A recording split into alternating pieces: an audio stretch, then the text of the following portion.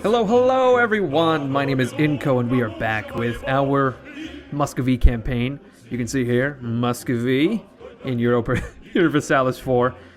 A few things, just very quickly, that I managed to do off-screen. I've recalled our merchant from Arakan, I think is the Astrakhan, rather, that's the trade node down here. He was transferring trade power to Kazan, but I think instead...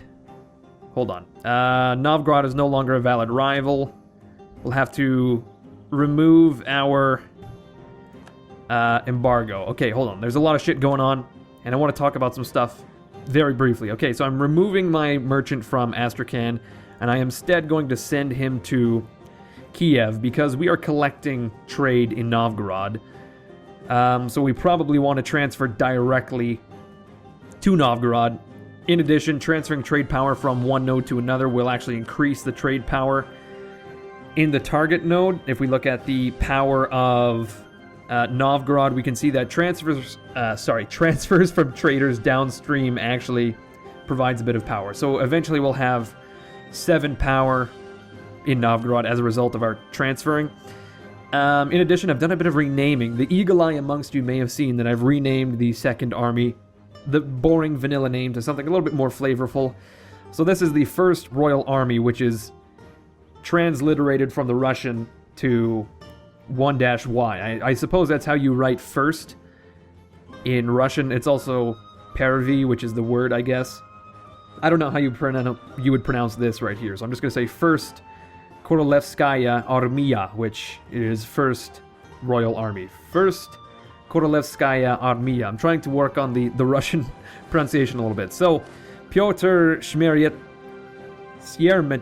is our general there, and he has a very good maneuver level, which reduces our supply limit, which is important because we want a big army, but not too big for the regions around us. So if we look at our army, the weight is 15 minus his maneuver rating of 4, which will finally give us a weight of 11. So the weight of our first Royal Army is 11. If we look at the supply limits of provinces in our country, in Muscovy, they're usually around 20 until we get into the northern parts, then it dips to like 15. And that's within Muscovy. But if we go over to like the northern parts of Novgorod, obviously it gets down to even lower. Like this place, the supply limit is 9 or 11, it seems.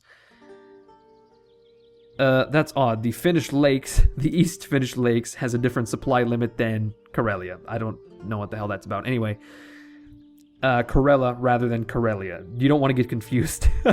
So what I'm proposing is that we get just 3 more units. That will bring our total supply limit up to 15. Rather, our weight up to 15.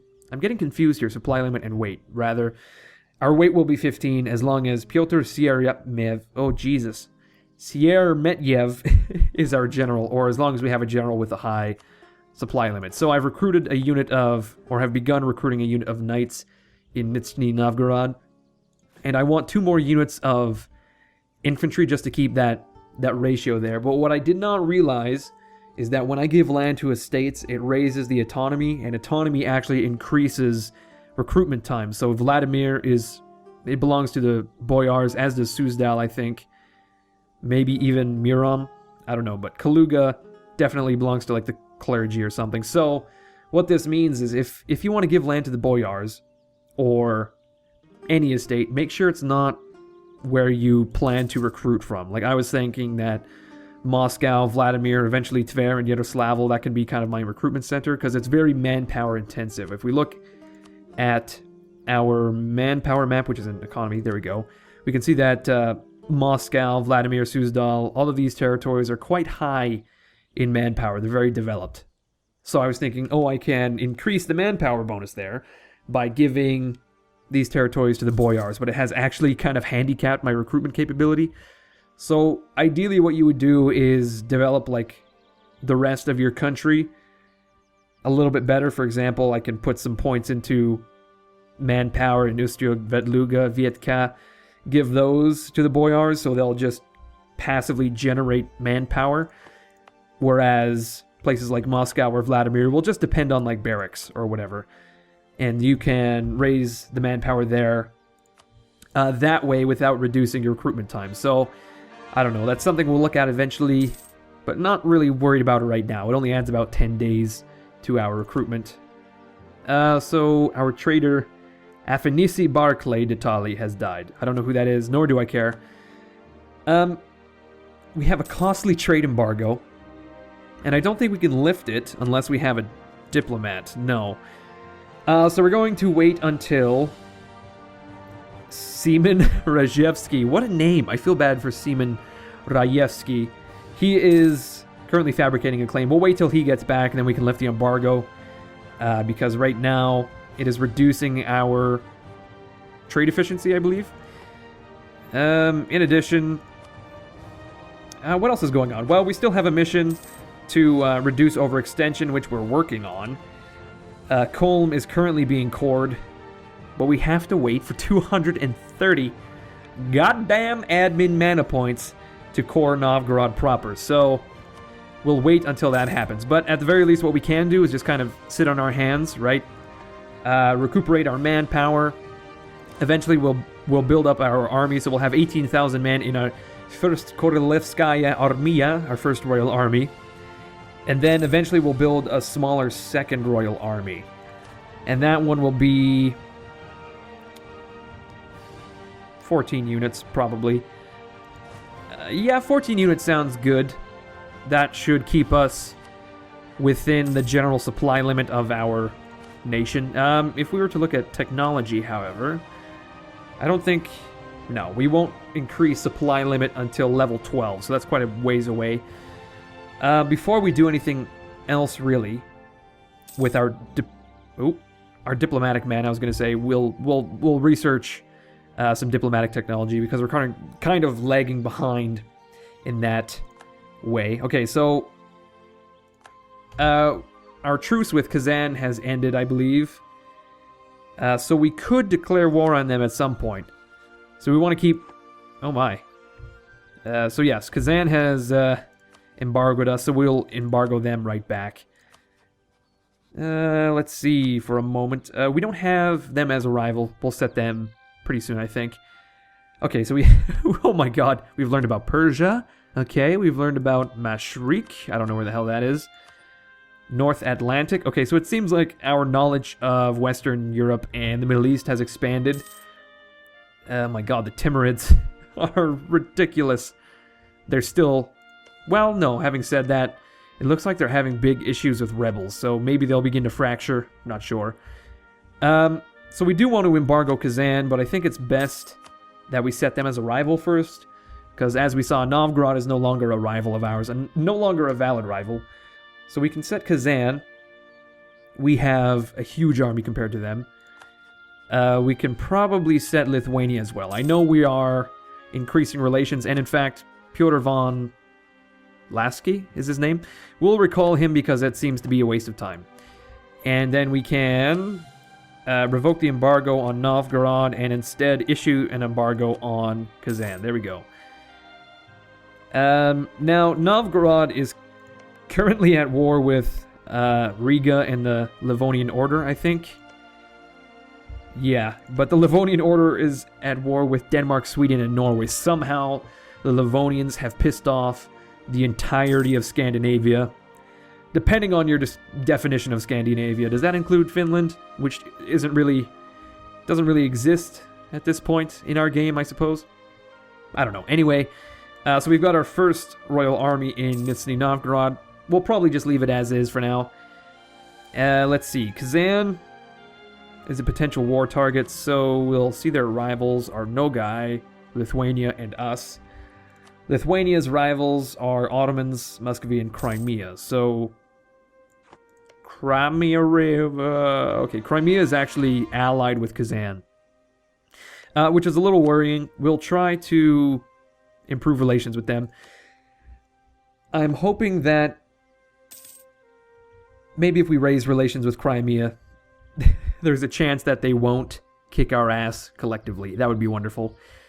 I thought I had sent a merchant to Kiev, but I must be mistaken. We'll send Borovsin over there. He'll arrive very soon, and then we can see the effect he'll have on Novgorod. So currently the total trade value is 7.9. We earned 4.5, and as soon as the month is over...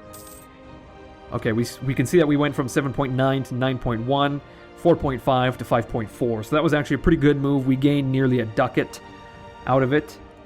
Oh my god. Wave of obscurantism. Obscurantism. I've never heard this word. Knowledge is power, ignorance is bliss. Okay, a typical response to different kinds of problems. Obscurantism. Oh, that's such a hard word for me to say. Obscurantism would be how I would pronounce it. Obscurantism was a frequent behavior in most nations, at least until the Age of Enlightenment. I don't even know the definition. Okay, we can increase national unrest or lose... Okay, no problem. We'll lose 10 prestige. I am nonplussed by that. Okay, well, we are finally able to research markets. We've gone to Lithuania. Actually, we've gone to the far-flung land of France, and we said to the French, "Hey, I see you like to sell wine in a very concentrated area. Can we also replicate this?" Like, I mean, markets have gone back to probably the dawn of civilization, I would say. You know, an area where you kind of collect together and pawn shit.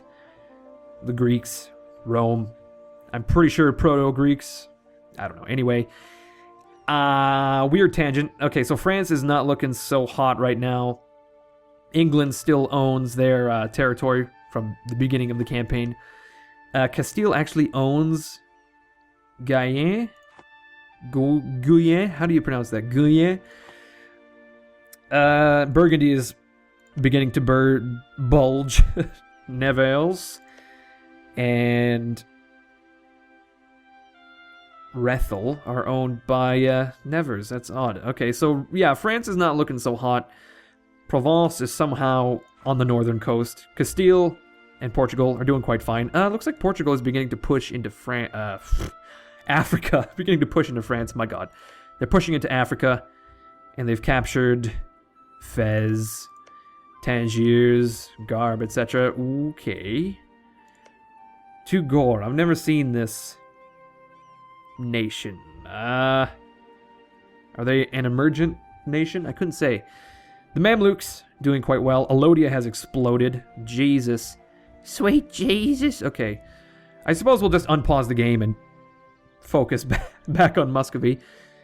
Novgorod is still quite a ways away from being cored, unfortunately. We've also got some separatists here. They're at 60%, and there's a 0.9% chance.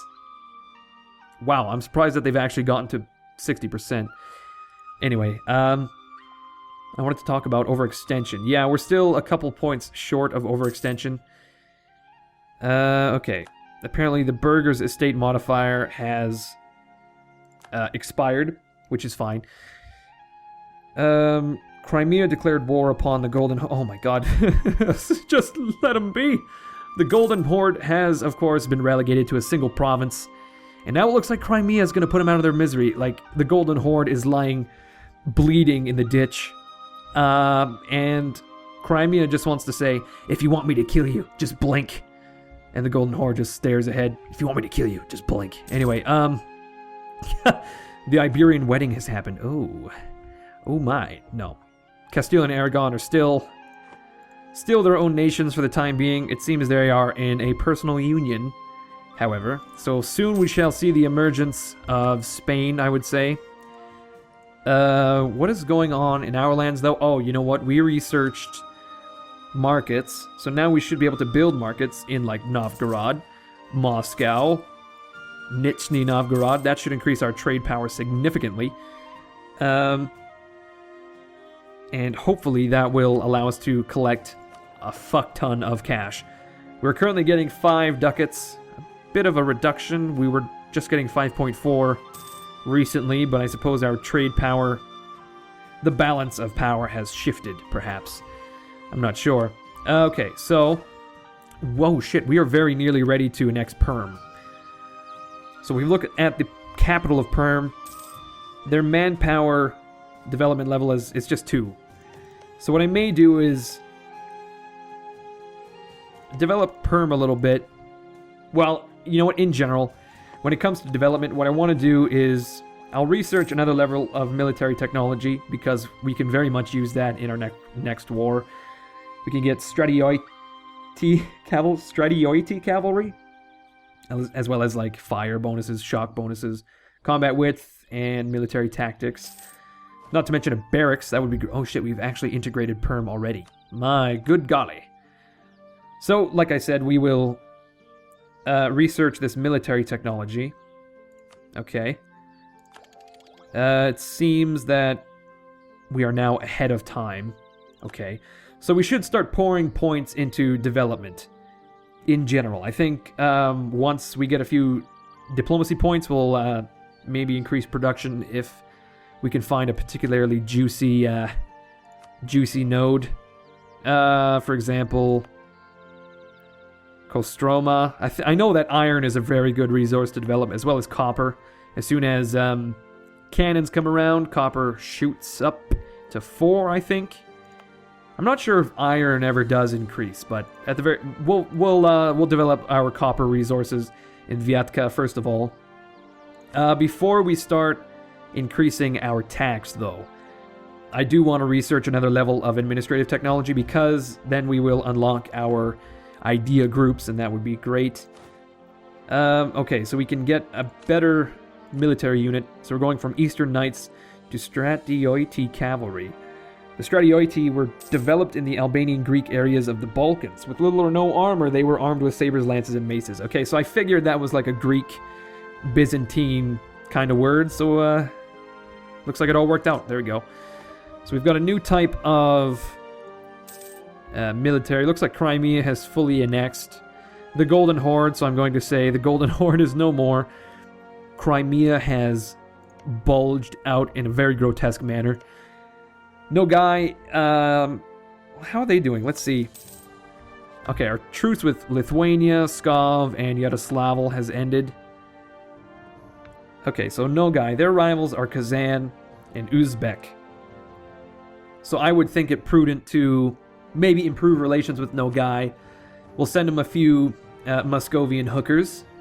They might enjoy that, I don't know. I think Kazan is one of our rivals, right? So we want to... It's a bit of an enemy of my enemy is my friend situation. So we'll try to snuggle up to Nogai. Jesus Christ. Kazan is allied with Crimea, Uzbek, and the Timurids. So there's a bit of a big powerhouse here. Kazan, Crimea. Uzbek looks like it's just absolutely massive. It comes from all the way up here down to the border of the Timurids, I would say.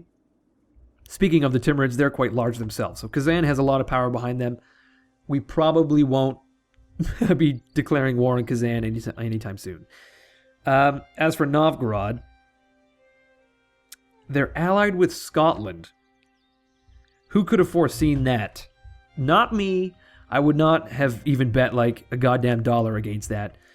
I would not have thought... okay, we're going to embargo Lithuania because, of course, they are embargoing us. So we'll just meet fire with fire. Okay, so we actually have a secondary army now in the old capital of Perm, which oddly enough doesn't have like a fort or anything. But we'll move the second army, as it shall be called, the second Korelevskaya Armiya. Enter. The Second Royal Army will garrison itself in Nizhny Novgorod. As for Troitsko-Pechersk, Troitsko-Pechersk, we will begin developing it eventually. We need 85. Well, I've just noticed that it is an Arctic province, so development is going to be slow and painful. It would be best not to develop Perm. Their manpower bases, I mean, it's not great. So I think what we ought to do is instead elect some provinces to give to the boyars so that we can eventually revoke places like Vladimir. I don't know. Will we eventually get Tver or Yaroslavl? I'm not sure. It would be nice. Suzdal. I'm thinking like places like Galich. Galich is pretty well developed as far as production goes, as far as tax goes. Not so much manpower. But we can begin to develop it. And perhaps give it to the boyars. We won't be recruiting in Galich, I don't think. I think we want like Moskva, Ryazan. I don't know what Tula. Tula is pretty well developed as well. So Moskva, Tula, Ryazan, Vladimir, Suzdal, Murom. I think these places ought to be our recruitment center. Maybe even like Novgorod if it comes to it. Although Novgorod is more specialized in trade, as we've given it to the burghers, right? So perhaps we can start developing Alatir.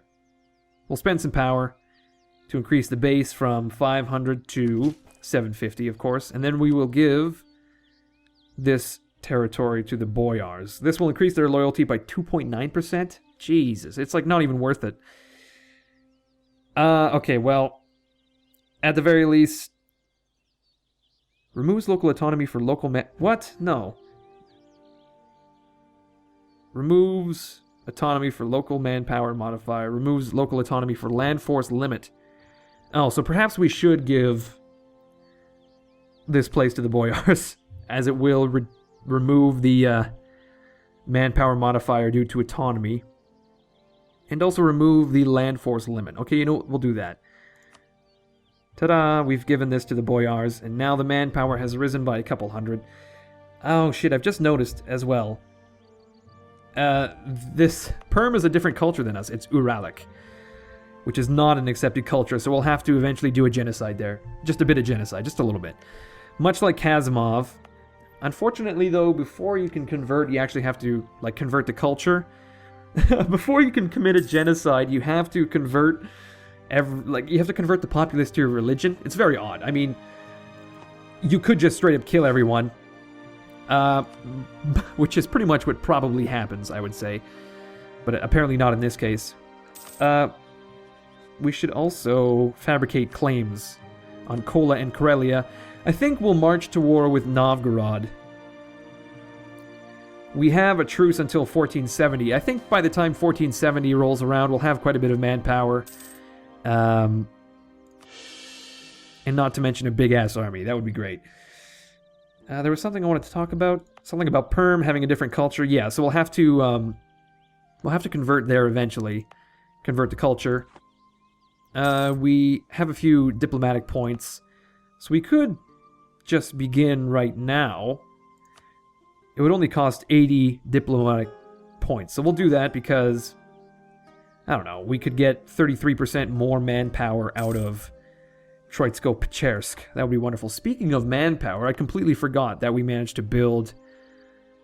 Well, that we managed to research a level of military tech which unlocked barracks, which is a great fucking building. Local manpower modifier, 50%. So that will give us, like, 1,000 men in Moskva. Yeah, this will increase the manpower from the province by 1,000 men. We can do the same in Vladimir. That would be ideal. Oh, increase manpower by 875. Jesus Christ. Okay. Looks like we were caught fabricating a claim. Not that great. We're going to recall our guy from Crimea. And we're going to look at the rivals of Novgorod. The rivals of Novgorod are the Livonian Order. Looks like the Livonian Order just fucking loves us for some reason. So we'll improve relations. They're friendly, probably because we attacked and dismantled Novgorod, and we're going to continue in that regard. So they're probably like, Jesus, look at these guys. They're about to annihilate our one true enemy. So we're just getting a bit of gold here. And we may actually turn down our maintenance to 9.75. That ought to do it. One of our counselors has died. Our administrative advisor. We can hire Matvey Borovsin, but his missionary strength bonus, I don't think... It's not enough. It is not enough to finally convert Kazimov. We'll get him anyway, because I don't mind paying 1.1 ducats a month for the administrative point. So there we go. Oh, shit, my other advisor has died. My god. This, I guess this guy's a quartermaster. Look at that name, though. Sit Yen Yet... Yeah, oh my god. Sit Yen Yatvev. Jesus. I can't imagine... Oh, look. We've got Arkady Sit Yen Yetvev. Oh my god. And his brother, Lavrenti. So, is this really painful for you guys when I try to pronounce Russian things? I'm just saying, like, I feel sorry for you guys. Like, imagine trying to say that name in a very tough situation. Like, if you're, like, screaming at the top of your lungs, it's like a stressful situation. Well, I suppose if you're Russian, it would come to you as fluently as, like, Smith. to, like, an Englishman. Anyway, we'll get this quartermaster for much the same reason as we got that missionary guy. We want the military points. So that we can begin increasing our manpower. Because manpower is really one of the greatest strengths we have right now. We can easily outpace our neighbors when it comes to manpower and just annihilate them. And then quickly recover and move on to the next. Okay, reduce the independence of the church. The church is a powerful institution, but more important, a wealthy one. We don't need cash, so we'll just protect their independence. And if we could raise the patriarch authority, that would actually be great for us as well, because that will increase the manpower modifier. It will also reduce taxes, which is one of our greatest strengths right now. But eventually I think we'll be doing pretty good on the trade front. I mean, currently we're collecting 5.5 ducats from Novgorod, but when we manage to annihilate them and capture all the territory, we should be doing pretty good. Not to mention we'll have the province trade power. There was another thing I wanted to mention, but I completely blanked. Oh my god. Should really stop shooting heroin before I record these episodes, because I am strung out. I'm just saying, I'm coming down from my crazy high. So we're still fabricating a claim on Novgorod. Gonna be a couple more months here, and then we can start fabricating a claim on Karelia as well. That would be great. Should we start building some military units? Perhaps one more cavalry and one more unit of infantry? We may as well bring this army up to 8,000 men. We're gaining 300 men a turn. Per month, I should say, rather. 1,000 men per month. Well, we actually have a lot of military points, so I think we ought to begin developing just a little bit. Do we want to develop Alatir? Let's develop Vetluga. See, I like to make my provinces that produce stuff like grain into manpower provinces, because you're not really going to develop in order to sell more grain. You know, like grain is so ubiquitous, you don't need to build trade buildings. But Gallic has salt, so I may actually want to increase production there eventually. But places like Alatir, Vetluga would be prime for like a barracks once we begin increasing the manpower a little bit more. May as well do. Here we go. 50 power for that. Let's put 2 points down, actually. There we go. And then perhaps we can build a barracks. This would increase manpower by 500. How about Alatir? We can develop Alatir as well for 57 points. How about... No, not Kostrel. You know, let's go to our trade goods map. We can see where we are producing grain. So places like Miram and Suzdal would be ideal. Now the thing is, though, as I'd said earlier, I don't want to put too much focus on these like provinces around Muscovy, which is kind of unfortunate because those are our main grain provinces, you know? Perhaps we'll improve Alatir a little bit more. We'll put some more points in, and we'll also build nothing because we're broke as hell. I didn't realize. Okay. So I think places like Vetluga and Alatir we can eventually give to the boyars. You know what? I'm not really too concerned though about how long it takes to recruit units. It's like a matter of days. But I suppose if you're trying to build an army, like if you're trying to recruit 30 units, a couple of weeks on each unit does tend to add up. So, I don't know, I'm kind of torn. Do we really want to make a big deal out of giving Vladimir to the boyars? It does do a bit of shit. It will reduce trade power, production efficiency, tax, recruitment time. So yeah, I mean, it would probably be best to kick them out of Vladimir because they're reducing our production of iron. They are reducing our tax. Vladimir has a very high tax base. And they're also reducing our trade power. So, let's see if we can kick them... Oh my god. Naval research wrong. Say it ain't so. Do we even have access to the sea? No, we do. There are quite a bit of lakes, and we do have access to the shores on our north coast. So there's that. Okay, so naval research is wrong. We can lose diplomatic power or lose prestige. We'll lose some diplomatic power because we have quite a bit of it. How do we revoke? Okay, we can click to revoke from the boyars. This will decrease their loyalty to 15... Decrease their loyalty by 15% to 35.3. Jeez, okay, can we give the boyars places like Alatir first? And increase their loyalty? Man, oh man. Even if we increase their loyalty, it's still not really that much. We want their loyalty to be 40%. So revoking places like Vladimir is kind of pushing it. Okay, you know what? We will give Alatir to the boyars. We'll give them Vetluga as well. There we are. Okay, so their loyalty is just high enough for us to remove them from Vladimir. There we go. So we lost a couple hundred men there, but we've increased our trade power. We've increased our production a little bit. So we've recovered another province to be a recruitment center. And that's pretty much it. So, I don't know. Do you guys think this is a good strategy? It seems like a really small thing. The small autonomy penalties kind of irk me, so I'd rather give far-off lands to the estates and kind of have a central recruitment hub, right? What do you guys think of that? I don't know. Leave me a comment below.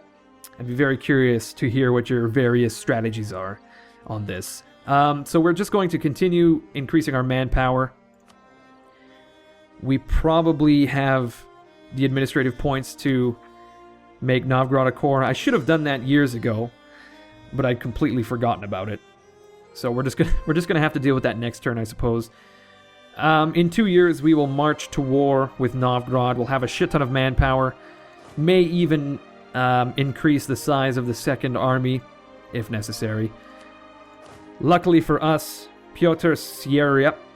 Oh my god, eventually I'll get it right. Pyotr Siermetyev is still alive and kicking. Hopefully he'll stick around for the war with Novgorod. But anyway, everyone, if you guys are liking this series, if you've got any criticisms or, you know, feedback for how I'm playing, please let me know. I by no means am an expert at Europa Universalis 4.